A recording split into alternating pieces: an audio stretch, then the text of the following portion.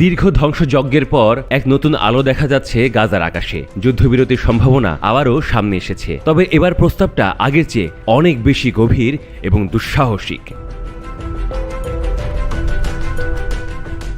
মিশর ও কাতারের মধ্যস্থতায় ইসরায়েল ও হামাসের মধ্যে একটি নতুন যুদ্ধবিরতির প্রস্তাব তৈরি হয়েছে।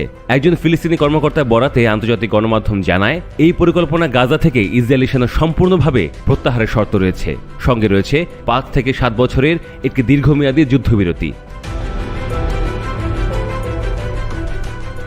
প্রস্তাবের মূল বিষয়গুলো হলো সব ইসরায়েলি জিম্মির মুক্তির বিনিময়ে ফিলিস্তিনি সব বন্দীদের মুক্তি, যুদ্ধের আনুষ্ঠানিক সমাপ্তি এবং গাজা থেকে ইসরায়েলি বাহিনীর সম্পূর্ণ প্রত্যাহার। কায়রোতে এর প্রস্তাব নিয়ে আলোচনায় অংশ নিতে হামাসের রাজনৈতিক শীর্ষ নেতা মোহাম্মদ দারউইশ ও প্রধান মুখপাত্র খালিল আল হাইয়ার পৌঁছানোর কথা। তবে প্রশ্ন উঠছে, ইসরায়েল কি এর প্রস্তাবে রাজি হবে? কারণ এর আগে হামাসের পক্ষ থেকে একটি প্রস্তাব দেওয়া হলে ইসরায়েল তার প্রত্যাখ্যান করে। সেই প্রস্তাবে হামাসকে নিরস্ত্র হতে বলা হয়েছিল, যা তারা মানেনি। এর জবাবে গত শনিবার প্রধানমন্ত্রী বেনিয়ামিন নেতানিয়াহু ভিডিও বার্তা বলেন, হামাসের শর্তে কোনো যুদ্ধবিরতি মানে আত্মসমর্পণ। ইসরায়েল যুদ্ধ শেষ করবে না যতক্ষণ না হামাস ধ্বংস হয় এবং সব জিম্মি ফেরত আসে।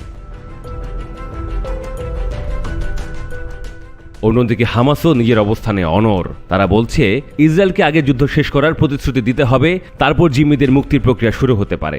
তবে এবার আলোচনায় আরেকটি গুরুত্বপূর্ণ মোড় এসেছে। বিবিসি জানায়, হামাস ইঙ্গিত দিয়েছে তারা গাজার শাসন ছেড়ে দিতে রাজি। অর্থাৎ গাজার প্রশাসন ভবিষ্যতে কোনো জাতীয় বা আঞ্চলিক সম্মতির ভিত্তিতে গঠিত ফিলিস্তিনি কর্তৃপক্ষকে দেয়া হতে পারে। তবে নেতানিয়াহু আগেই জানিয়েছেন, গাজার ভবিষ্যৎ শাসনে পশ্চিম তীরে ফিলিস্তিনি কর্তৃপক্ষকে কোনোভাবেই যুক্ত করা হবে না।